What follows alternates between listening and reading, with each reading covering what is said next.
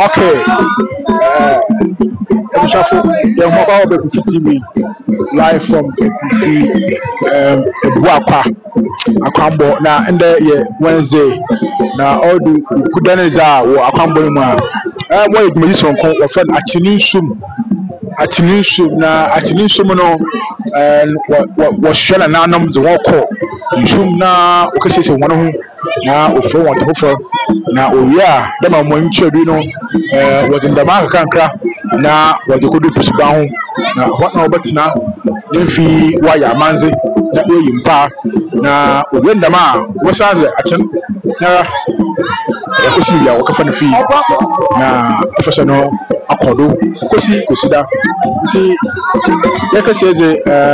achen na washwanan ahwe tamfu na washwana aye biche achen sunsun achen na washwanan na ne izkafu na kuze nyiman yo na waya da muka kanka yo a cikin nan kasa na da fita ma washanan yo a can na wadasoran ya kunsum aka ya amanji sai waye ji sai duje ya fi muka kanka na guda ta fara na ikodu oye usbahu ko na nan bacin ase ayin pa na echi waya mo baye iji ha ikufi live ikufi ebu akwa 2024 akwambo na we shadow no ya we share pinful na yasada yebisa abakosan pa owo dem gibeza wozu waka na yaso yeshebi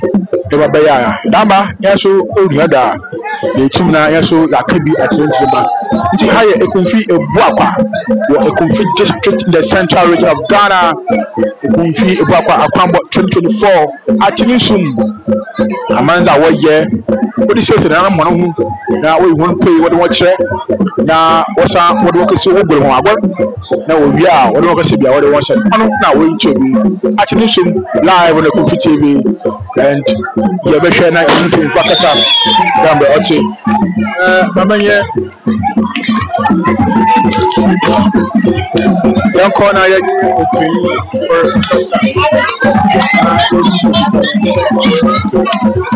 ni the basa Yeah, ma, actually, I'm aware of what was in we saw them, ma, watch him. So, yeah, but the baby of them.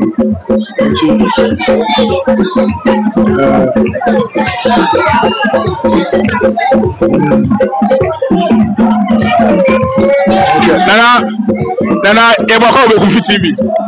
Hello. Eba kwa be TV. Wa fam. Na yen hwe dwuma wozi be dwuma poti na wo yere ndey. Ye achinsum amane abusum kasa owe ba kwa onu ne yesua wende ende wukui yesua ho na ayo kwabo ka papa amabia bia obi nemme nya wa ba wolfe bi nja ayo kwabo hwe oya pesa kasa yedi wa ha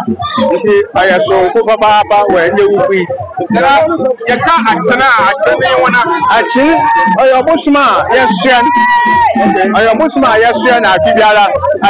achin kofi a yesua na afibiara yesua kofi egwapa ono de ko hu yo no oda ko no o so le tenten no oda ko won na ba se ba man be dem na waye wo de bi ma order so said in the yesu action enyo ye ne be ya yesu akini ye guinsan o mo be no na ba sampe ma ye guinsan obi o obo so biara no o charge no osia o jichim na wa asia e jichim na asia wala bo da ma wala akuno oda ma akuno besi ni wadi du mu da ma we so mu e boto chin npa agbo nti oya mamla o da wa afibiara yeye na ya accident say wo stretching na wo gbore na nsunu bono say we be so kwa otum oyiwa no dem no ta na dem no te gbore ya no ko ba chin na no ni gbogbo na ya tutu yara ono wala so gba na ado da ma we so mu kwa what wa de ai odan na yenya wo do bonsu mu e na wo da apeto bia no wo wa fi ba biara na media di biara no akododododo amo na atwino akwa agboto asumdwi eti yesu he yakwa he yesu yakwa apro da ma ye kwa apro da ma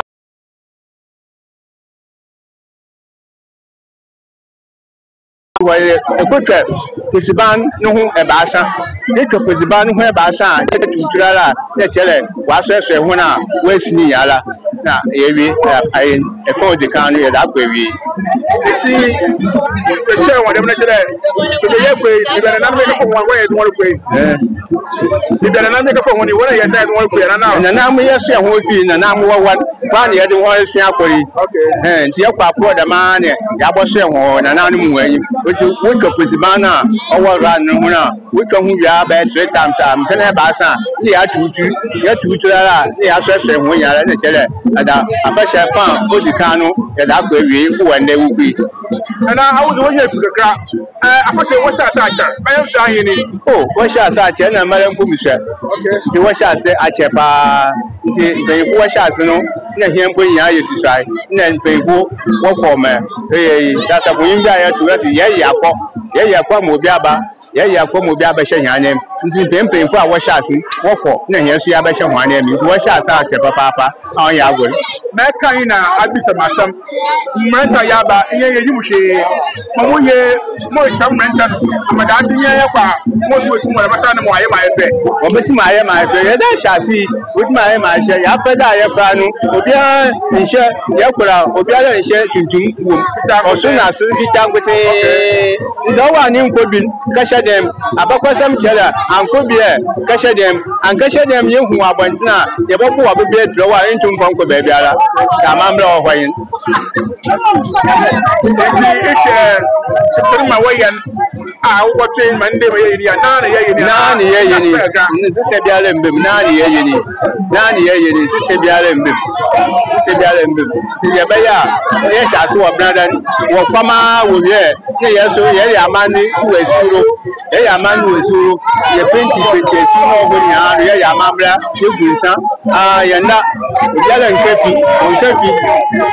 demu brother endin asamoyin ku ya nkepi ye gwesu no wada ma ya aman we so no da ma ya na adachi ye ku ya afia de do hwan. Okay, na e bada se ye ju so pare mo so ya be tin ko mo we Mati. Okay, mo ja wuzi ni e so nan asamoyin yawo amfo ito da ya na mo asamoyin yawo amfo otola nan. okay safoyin yawo amfo to da na yin zin komo no na awoku fi ebu akwa no dem o chire no achin kofi na na odekwa wono enye se ehwe enye achin kofi na we fere tom fefe fita no enye na wo chire de odo de membreza se impo na imbetu bia man wa mpo ai de man we impo sa se fita se nyima se fita enyemi na enyim ti yentu se fita mom enyim plaza re se fita so na se na ezeba na ebe pu achin kofi na odekwa wono na abokosom che de se wo ndam ye na fi nsu na wo de ba manze no wo tum mo ogo bia do na achede se ezi ebisi ba ya ano otum wo yiwa no ma fi dan so ba na bada ase nti dam na ye no nti ye kweze ye kanka ezi ko pusiba ho na e ba ka ase na wo ti pusiba ho pe baza wi a wa so ho za na chede asafo ahro angasa na fankatu fi we hima ma he akosi de azubosa na ye jina nan ko ka do yehoda eti a ye ku fi ebu akwa 24 akwambo afese ndo wi achinusum na oguda we chedi e ma tlobe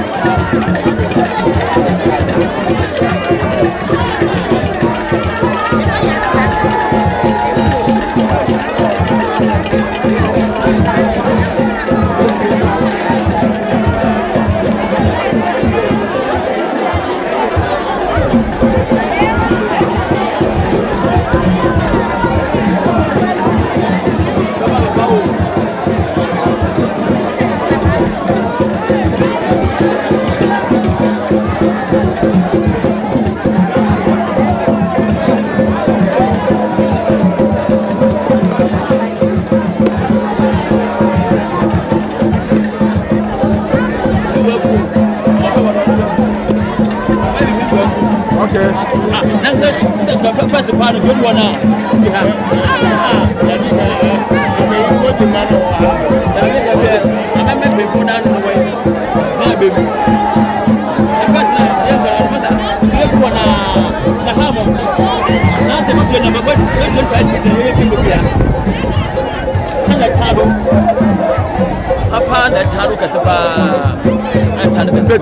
Bibi tina waka he hum. Bibi waka no kwad. So on see the bufu yi. Okay. The bufu ba no otumo no mo kom na nkwan hye bam. So o ma so bi ande. O ma so on da che den ba ta che wa do. Let's say sentenesi. And let's say sentenesi. Okay. On da. E ba no bo me hu de wa do. Debia hene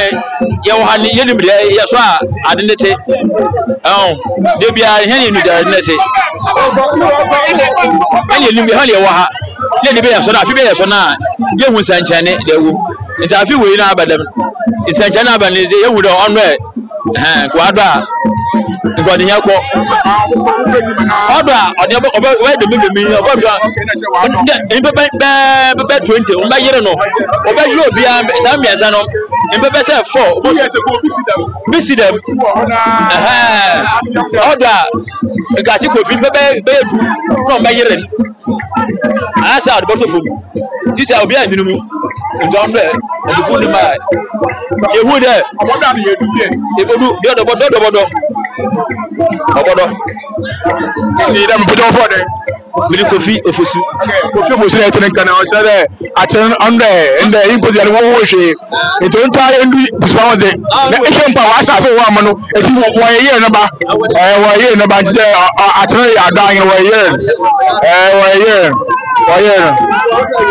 Wa de yo. Wo ye na chere enya ba. Wa do achen ado. Achen ado le chere wo kana bempu papa. Wa do. Na if something that something na what na way dem no chede something na what na what is one no chede something chede e se e gba kwa wa fashion e jado agasa something na what something osikofi wo ze ba ayi osikofi na ne do mi nyada ayi apampa wo so ona wo ze ba e je bia mo wo hwe okawo hwe e gba kwa osikofi ona wo ze ba no the nation the na osikofi wo ze ba apampa go ti acha okay to bisa for achen na wo ze ba osikofi wo ze ba no na obadema o be so fita e hwe da la kire achen ado o ya ado nye o de am ojizini mu ana kire susu na abowom okay ntachira adam mu mese wo atopa obako fe ebupaba obako fe ai ohwerefa na obako achikofi ento mo patopa atopa na kwado atopa bobu no besi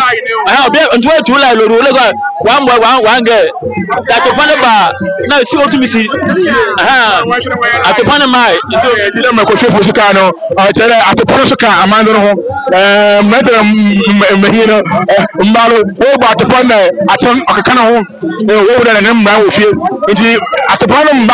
mba no na hweza na chere nyuzo o kodo na aton namba ana ne no wonam na wo ze nyim no da be wono aton was na ba na aton ya ozi nyim ni hweza ya mana odan tawo ni we ebupaba ba na odan tawo wa do odan tawo bi fi no odan tawo wa do na odan tawo wa do apa le ebupaba odan tawo wa do ohwefa no do achikofi na chene na ono chene tenten tenten ona achikofi dem kana odan tawo no no wa do papa wezi wa do na okay papa so aba ehun wa do achene na so wozini mu achene yanko hwe achene so ontu na kokoko ya begina yakobe 20 to 30 minutes ni ana mo bua 10 minutes ni achene nkwa achene ntu kokoko na achene ntu o se mbanu wombo atopon ni ye papa eti achene tefa ko achene nkwa na mbenyi zinu gaza yo mbenyi zinu gaza mbenyi zinu achene wa ye no papa yo ishe gana wo zinu mbenyi nan gaza se wado ana che wado achina do yo isale wado achina do wado nti wado iwu da wo zinu man gaza wo zinu mbenyi jana oboko eti mbenyi zinu man gaza achina do yo ekufi kwa akwambo 24 na oyinchori wo ekufi TV live ende ukuda achina shum juweza wozi na oyinchori na oya chawari oya manza okodo asode eye Ghana fo eye before wetin yeshia na eye ma oya show ye pray for odi tan wetin you tuna ze achina kofi Atinado, inyo. Atiniboja, atinibofi. Na order kwa yo. Yo, Atinado. Wado papa. Ekara wado yere chire. Susu na wom. Ti open na wajine mbegina kasa wozumuno. Yo, mbegina kasa wozumuno. Ayenyi poko. Baby bebe no wajine mbegina kasa. Yo, ona wozumuno. Eti ekofi eguapa. Na ochere ayi fitana wasa no nyaka amambezero na wato sante so na ogura atopa ona masusu no na nyew mran ofie mran okrom nti hu na wa so lai tentente na wo se fitada na che nyaka amamba no atene nsu amamba no na oguda ahoye no na ogura atopa ngasa wo che le nyew wa na woza nti achen kofi na adakwa wo achen kofi na odaso no nyew na I go do pop wajin mbem Ashada na chira wezum papa no wezum mbayin papa wezum papa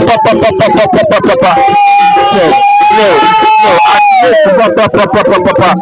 I don't want to say yeah Ekofiti me live about share video no photo WhatsApp group share video photo share video no na bishop get share Konfi amanzi na mambo akodo wan video therefore action na no action order so no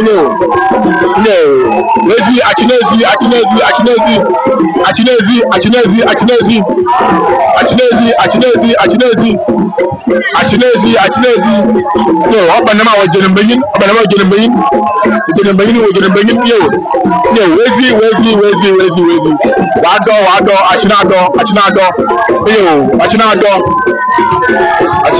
achinado ekufi ekwa wado ekufi ekwa kwangbo opeyina wado opeyina kan wado se wado ayo lana ko tira jam wado papa ba so wado sisi america ne yasaka ehwe bibi enkaye be ko nimu adema ya ncha se ne nanu ma be do no enka ya mo ncha kwa ne mpefe wado wasi no wasi sisi ano ya ti bia se sisi ano wado se wado babi akobi do eso bido akobi eso bi sisi ya eso bido enti adema bia so mante ni ya ba no na yenka ya na topa na akọ atopa le badema na sadi ni si sa topa na ma esi is a line o ma say line o ma wa say enti example for we was line na bi la we na bi afa na afa na mama na ma atopa ni si atopa ba ya atopa fa she enti o ma atopa na mra o ma atopa no we line ye pe fo ma line ye na o ma we ndey na line na mra na atopa na kama is a pe fro esi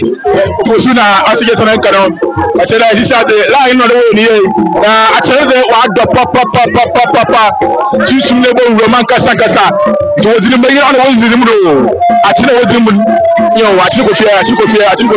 na wodi mu zenzen yo wodi papa achela ezi papa ni na wani woni mu nya so wodi zan kasa ti ya shahaza mo de so wodi ni meyi na kasa ekufi ebu akwa amanzen amambre aya fewa ye ushaza odencha ni no action mayemisa odencha no aya action ba de aya action odencha na ayo ti amambre mo ya we mpa mienu miensa sa me aboso miensa ono maka wo ma ya fe ajiri kofi sa aboso miensa ọba ko yo fefa na ọba ko ya chi kofi ọchina no na ọba ko si ebupa ba da abampa na ebupa ba no odan chaben ofefa ona wodini mo hol na achi kofi penyela ana odi achi na wodini ona ne penyela we mo fo achi kofi waba na ọ̀dọ́nkyẹn no waba na ozuka.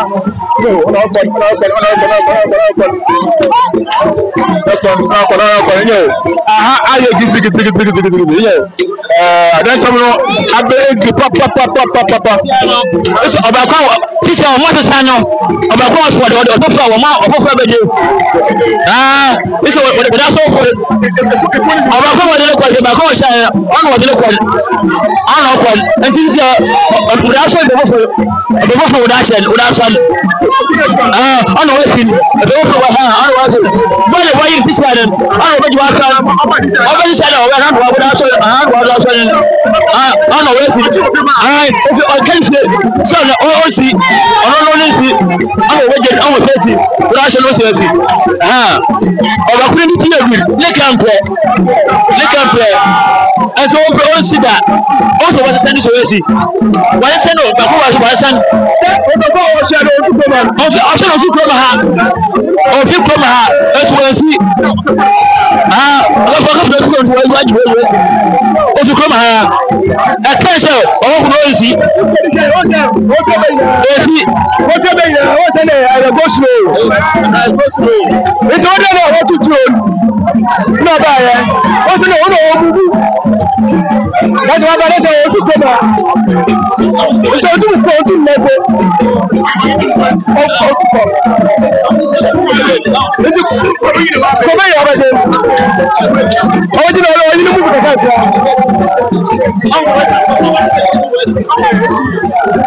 ẹ mọ̀ ká nọ nyaa na o ti kẹ́ ọ̀ṣẹ́ àkyẹ́rẹ́ bẹ̀yìn no na òfìyà ti yá àkyẹ́rẹ́ ní ẹ̀yẹ́ njẹ́ òpapa nínúlá ọkọ̀dọ̀ máa kọ́ ìṣòdì àbá òṣìṣẹ́ ọ̀tíṣẹ́ náà wọ́n kọ́ ìṣẹ̀lẹ̀ pé dàbra wọ́n bá ọkọ̀ ṣe wà bọ́ṣíà tí wọ́n yí sáà ó jẹ́ nígbà nkasa.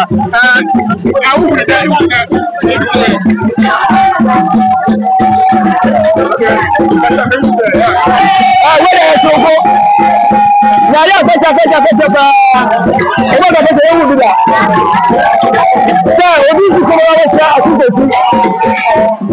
na otu yi si ti ato sẹ esi da ebi si da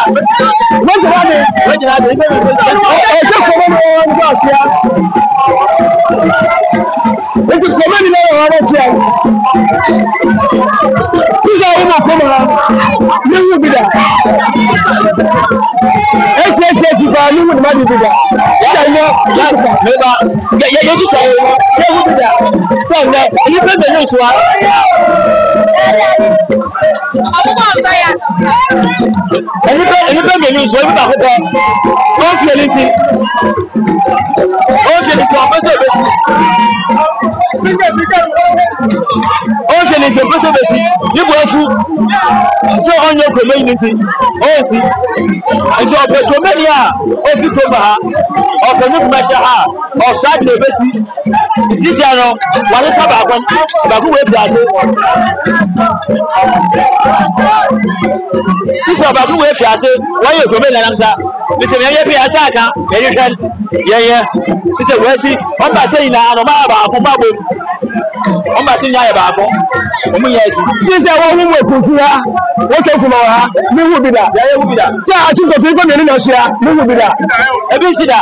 báwa ní wù bí da kura sẹni fún mìíràn ṣe àtúntò fún ebi si da ẹnlẹ ni wọn ṣe ní tún. wọ́n ti di sẹ́ oṣù kọ́mà ọ̀pẹ̀ kọ́mẹ́ni ẹ̀sẹ̀ wọn ni wọ́n tọ̀ afọ́sọ́ ọ̀nà kọ́mẹ́ni ni òun bẹ́ẹ̀ wọ́n pọ̀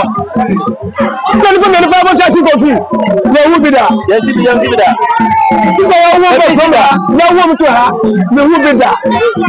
ebi si da àtúntò fún wọn ṣe ní tún gàtà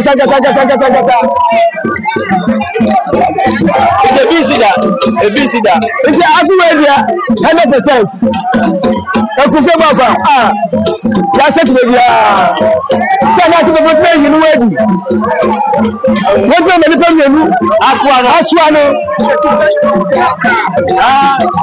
keja wo ko ro wa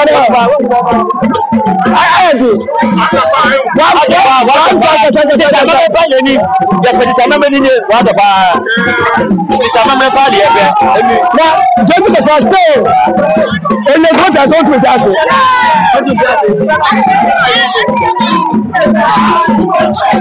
wọ́n jẹ́ ìfẹ́ ẹ̀yẹ tó bẹ̀ tàṣe ó tún bí àṣe. Tàṣe wọ́n yà nínú kòmù ní. Nti ẹ̀ àti kò sí.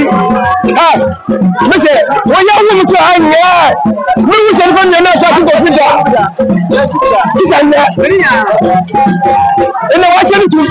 Náà ọ̀nà ìdílé kúrò. Ọ̀nà ìdílé mẹ́rin. Tí wọ́n jẹ́ mọ̀ nípa mi náà sọ ma pa gbọ́ngbọ́n. Ó sì kúrò mi rà. Nana nyagada.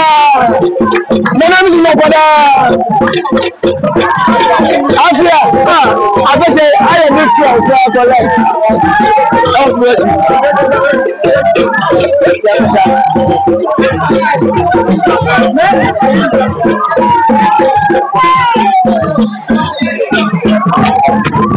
All right, iti yeshoda dembe yete kasama foro atennara na obushia na ochede chirepinira na ikoso no na oyazo fukumara iti na atiko fi pinira na onkaka na hoye na ewa hare odo obushie azili gizi odia na obeji obasase petre kobo nkasa na obeji na obeji esu na sisa gbem papa ewo de awo keke ewo de atena adwan kasa isa wogine megine o ishoda wogine megine kasa nipa awozim wogine nipa awozim nyagwa nipa awozim nyagwa koko iche iyi amambra ichi amanza owo ekunfi ebu apa se eba na ebosha ewo de tsefu oja yinaze na ewazo sele bo bai na se wokala bibi wi asa no wadada o bibi wo kasa osanda esha tikofi ma ozire boko roba na empofi wana ewo de obi fifie ozire gidigidi apale che achira ka folo fie tambra na mo so ba so de obeje no achi ne wezi papa achikofi pe na esha santre no so na ewo atopole so wachara atopole nya aka amanzire ho de mo awo gu atopon na achikofi pe na kana ho na ho kana ti ewu de metere mbaba wano wa so la ya metere ayeze Jaja kofuba small girl ni bofu kofuba small girl ni bofu ona ga da osu bida kofuba small girl listen net loba on is go for oh chafe sir what say what's the way small one only Ọ̀bọ̀nà ó ṣe lè wọ́n ọdún. Ìjọ onífẹ́ ìpínlẹ̀ fún. Nífẹ̀. Yẹ́bù sì tẹ́lẹ̀ tí mo fi jẹ́ ní wọ́n ṣe ní ìtumọ̀ ayẹta. Ṣé ní bọ́dẹ̀ náà ṣíyá? Ná ó sọ ọgbà níbo ìrìn ẹ̀ka.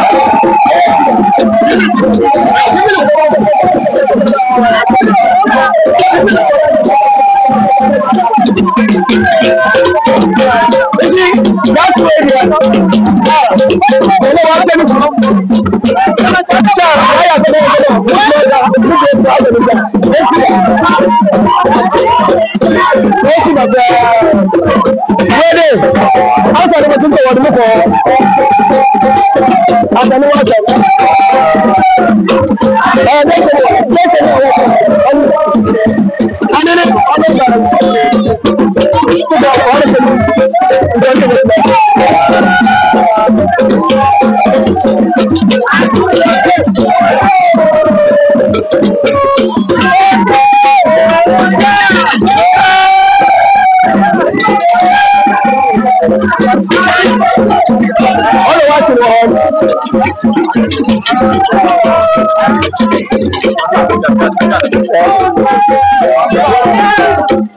Sisi ano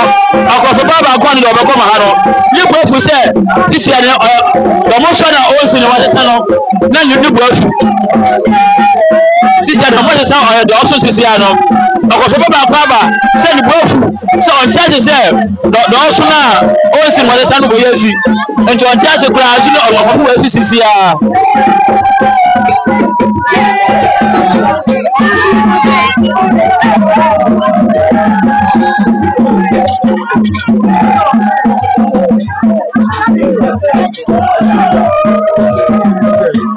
ina wo Ekufi Ebu Akwa Ekufi district in the central region of Ghana na Ekufi Ebu Akwa kwambo ukuda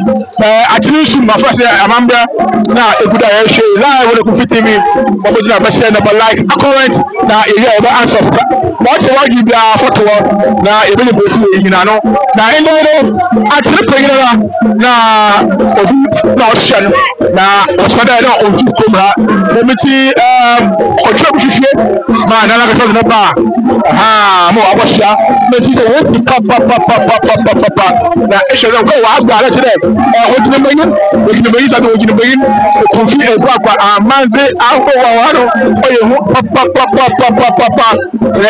enano ma se de wa ma ekwa yencha na fufusinye bishe na osho lokodo wa Ghana mokodo wa Ghana central region Ekufi district Mr. Ekufi Hama the only international fighting blogger mina mizijumezile wo challenge mo la for Ekufi Ebu Akwa no rana kwesi ame I don't think in the 5th anniversary so awodo afiarem ne wa kwambo yare mu no na betra so gomina na wasafa ne rana kwesi ame na eneze usafo amepupe bi dem kodos na ma akoro na ne hu papa action ezankasa wado yabo achina ankasa na shisade wajina mbayin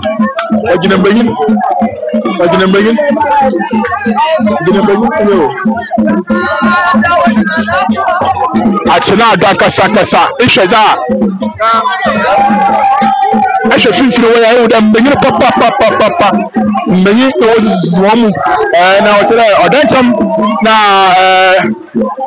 asankai na achine peyina na oda so wo mo na wajina mbayin yo wado na chede susu na besem ema ewuda yi mbayin wo zuma kasa eshe hona fitana wo so na anya achine wa why no fefe na odancham musu wo tini mo he me esha mbayin wo zuma obani penu wa agba na ba to ni mu na eba che odancham ana wa shia dẹ́tẹ̀ ni ọ̀rọ̀ àmọ́mẹ́ bí àwọn ni wọ́n tẹ̀lé àkókò wọ́n fẹ́ nǹkan wọ́n ṣíà nígbà tàbí bẹ́ẹ̀ àkókò dẹ́tẹ̀ ni ọ̀nà tí fò ọ̀nà àkókò náà náà tó nígbà wọ́n náà tó wọn láti wọ́n ṣíà náà wọ́n sàrọ̀ mẹ́ ìdìsẹ́ òwú ni sáré àṣà náà tiẹ̀. Dẹ́tẹ̀ ni ọ̀nà tó ti na wọ́n ṣẹ́ ní ọ̀dẹ́ mi wọ́n kánú nti in fact and mama nya hwaze 2 years ago na wa na this year no very different na ehun there action ado papa e sheti one da ehun there meyin papa then so ado oyenze ne feza abo papa wa ha Ekufi Ebu Akwa e she then no say papa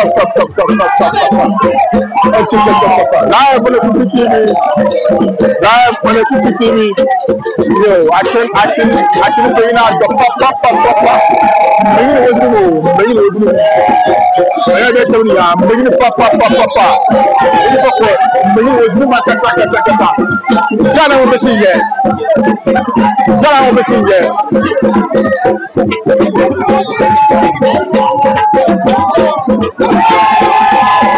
Hey boy.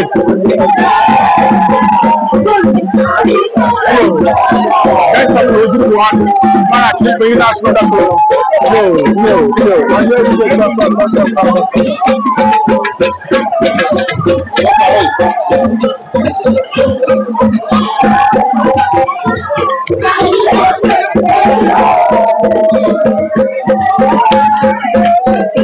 Yo, Atinishum, Ekufi Ebu Akwa, Amambra Amanza, Warrior Son Coca, one afiti dano, not where each other, Ekufi TV. Actually, paying another other so no, now a papa is kind, now in Payfit Mancasa, one of that show, now also 51, one was in the panel, now what the honor was in Muhammad, that's all the name. na wadɔ papapapapapa dɛnkyɛ no mɔɛ dɛnkyɛ no wɔsi mu hɔ ɔmɔ na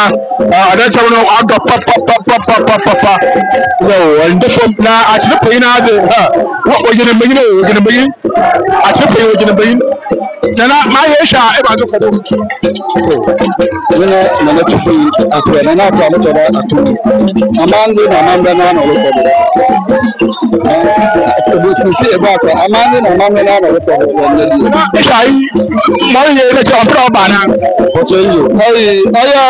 afehyɛfa a nhyehyɛ papa mpanyinfo kɔmitii na nana no de ntwa akura mi ti ama nnɛ yɛ nana no osan ne yɛ gye papaapa ne yɛ gye afi ne yɛ gye kyerɛ dɛ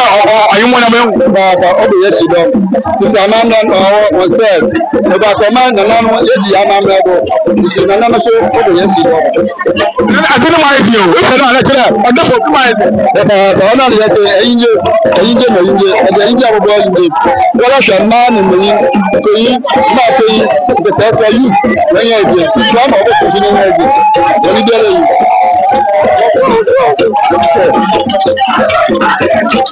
nti safunɛ na ɔkɛyi na wɔde n'aba no ɔkɛyi na wɔde n'aba no ɔde fo kɔkɔkɔkɔkɔkɔ ɔkɛyi na wɔde n'aba no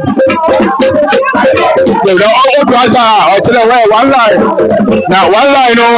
ɔbɛkyi tuba no wɔn bere baasa na owie a no wɔ san sisa de ɔyɛ one logogo line na amanfo wɔ ɔyɛ sɔ papapapapapapa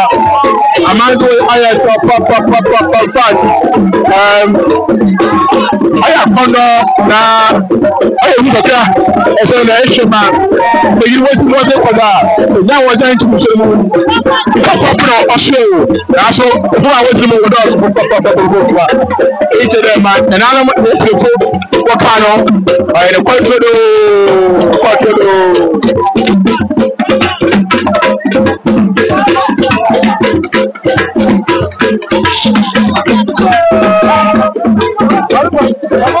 nti bia yɛ di sɛ wɔn wɔ line na wɔkɛkyi ɔyɛ musuba no ho mpere baasa ne o fankatufo no na wɔdi enyim fankatufo wɔdi ba no na wɔn na wɔyɛ ndam na ɔyɛ ize.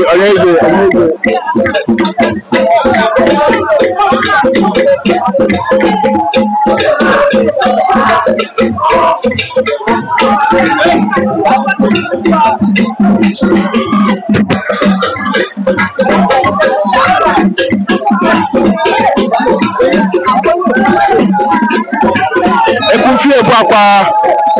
akwambo 2024 achini nsum na oyichedo no na atopolo de ihu afogete okamamba no wato atopona wo bu no okamamba no nti wo ga kan wa na wo hyiso wa na wo hyiso atopona okamamba no nti oya atopo festival yo shoja anen adancham no zika no papa small oziko ozenyim adancham de finfin atie pena na oda so papa ayefita no yo na ha ele different etinye na what that actually boje ojo nyo nyama what jije ndulen no amambe mamanze aya fam alkodo wa ekunfi ebu akwa yo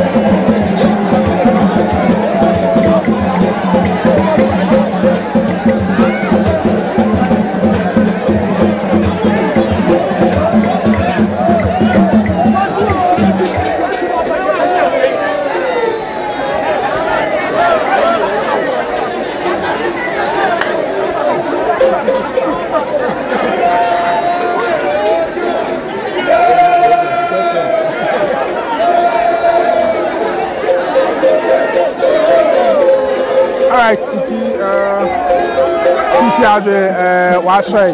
Action Kofi, Wasaman, Racket and no into limited. I Kofi Ebuakwa, a Kofi TV Live from a Kofi Ebuakwa in the Central Region, a Kofi District,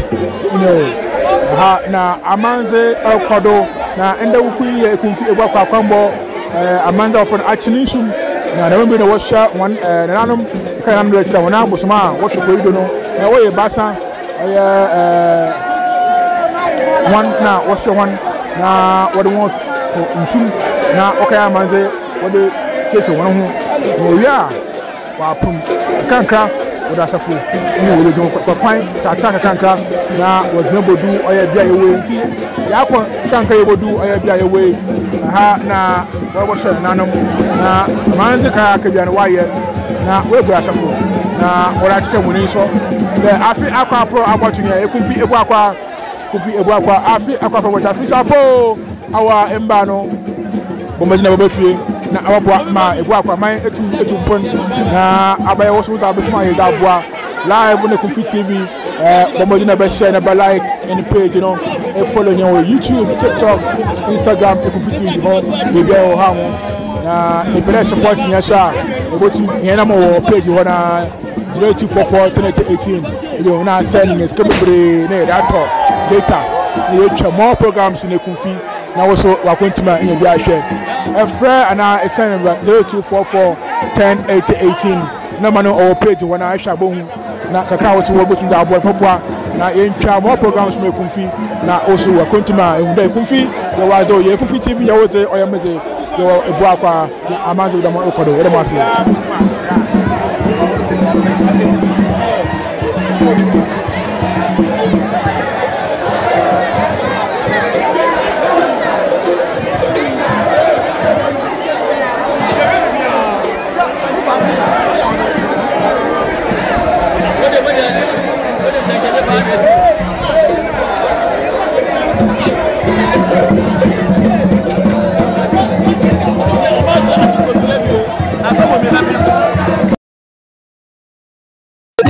na ahwefa ya baso amwawe no ka say abusundale mo this agawo mbe be ko na imre on the boys and girls awofre abata nyankan asijafo then awafu nyankan asijafo wampem wona wole bilia o mi no mpubi this asijafo na wolefo ni be wo mbiri awofre wo mbiri no na atu ni mbere ese ebe pa wo ba 7 chanke ni apon ni apon ebe pa kwa na phone da ba so pa sa e kwa sa premier sa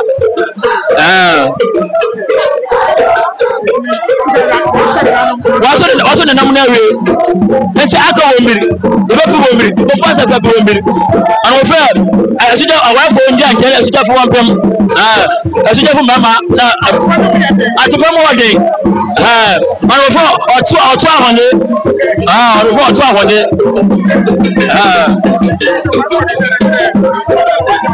wa sa se ana mo be se ma sa se ofosina etenen kano na isabe wala wo kapimo wo mie na awala grencha o so na yi akoprofona atepa otu ahonde e shema bai be shema o hukni waza na tere eyira atepa otu ahonde nti ya wa fa wa ntindi aya na wo play jaw aya na we jaw nti sijafo na wo kapimo wo mie na and Kofi Ebuakwa ye kai mure yimrin ayisam Santana made it have a town. I used to be na a big carnival or a Kofi Ebuakwa. I used some have a town now Abaland. Na you made it Santana made it national bomb. You know Nazabano. I used some have a town in this what about Sado? Now answer you move by Saturday. She says all me. What a stuff of opium. Our man try osanda ya watu wa wonle na wukuru ejao wa mpe gidigidi ya ekofi ebu akwa ya da pop mekanda da akwa ya da pop mekanda da akwa ezi mention katesa wa ko ma wono thousands na oye butu yo oye butu yo oye so hi ekofi wa ko mention fact the whole ekofi ha oye agitaite no fi da go for ona e so ko do gba ko da Allah emaya ya fast na for camera osanda enyamalo kwadu wo ti pa ebu akwa IFF pa na eshaza yo Frankani name na was a fita in the white actually musu obi wa no obi wa fo be obi wa ko wiade obi wa ya bole ko wa edu betu an wa fa na no I don't baka fo bi lo ko wiade baka fo hile yilo o edu betu ana tu kabe le ogu se ba be bro anto se wa wiade anya maybe ka chefie wa wiade ko to be banche wa to be board ya wa wiade sika wa ko fo be da ala ka dem wo ko wa ka dem edu betu eni me and so say obi abanchi ogun pepia ya obi ka fo be ni obi pepia se ko to oju banchi a obi ko to obi banchi se ko to body a obi ko obi body a ya di pem to je sana mama ya wa yes no ya de ko twi o se ya tren kano na sanka to fo na esikom ezi enyi ewu akwa na aya wo pa anyaize aha da su bebiya mukatira rona da aha da su bebiya ase man try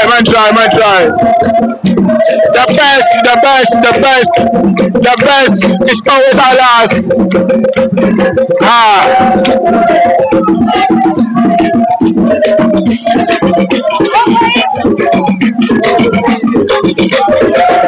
Ekofi ebu akwa 24 akwa mo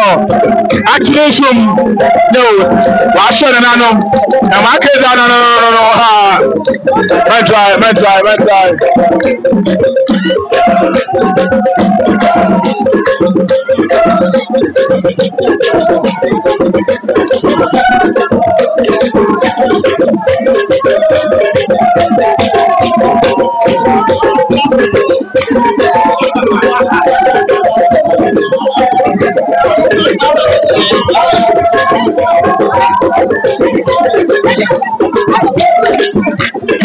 Kofi Amon, the international fancy blogger. Ejimazi kwa live Kofi kwa na ase man try. In front that wa man kwa. So the front that for where dead yo I have so pop make that out. I have so after second amambo no ko Kofi kwa na ase mana lo baba mo na ka una blase yo the Kofi kwa taking the lead in the culture and traditions in the Kofi is it at all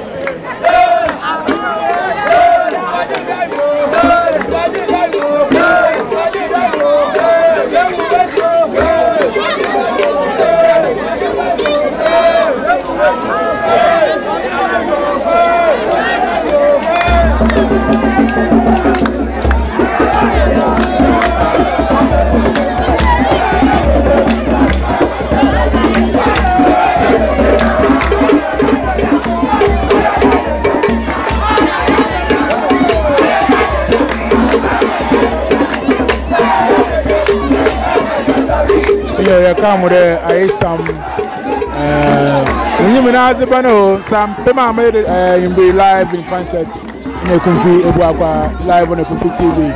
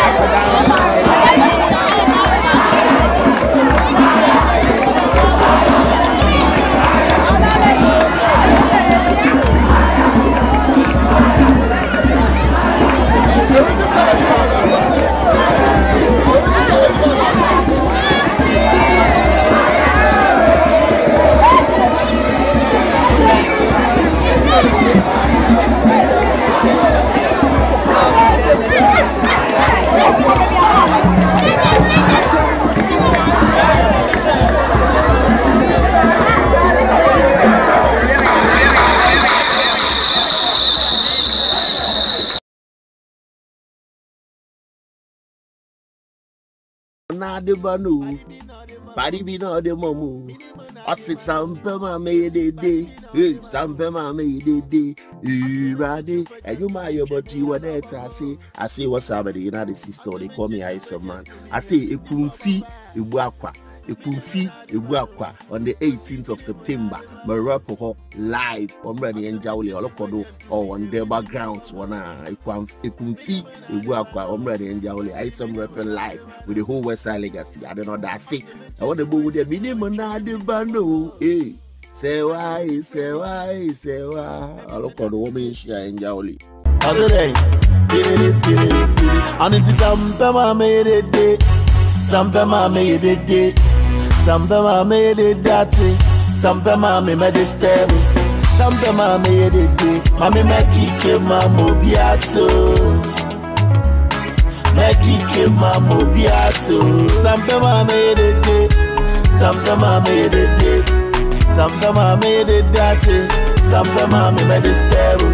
sometimes I made it day. Mama make it mama biato, make it mama biato.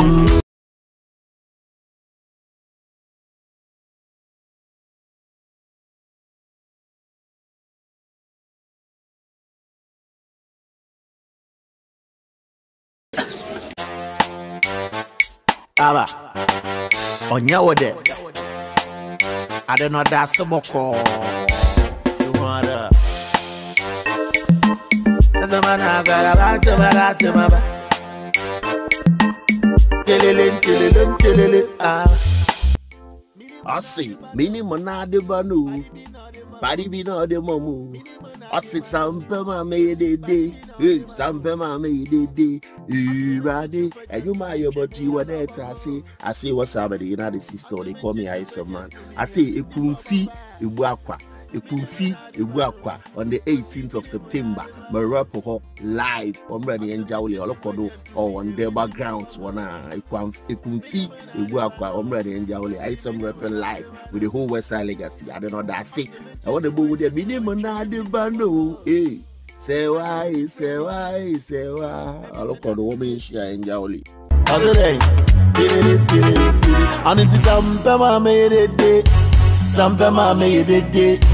Sampema made it that day, Sampema made it stable, Sampema made it day, Mammy Mackie came Mammo Biato, Mackie came Mammo Biato, Sampema made it day, Sampema made it day. Sometimes I made it dirty, sometimes I made it stable, sometimes I made it day. Mammy Mackie came Mammo Biato, Mackie came Mammo Biato.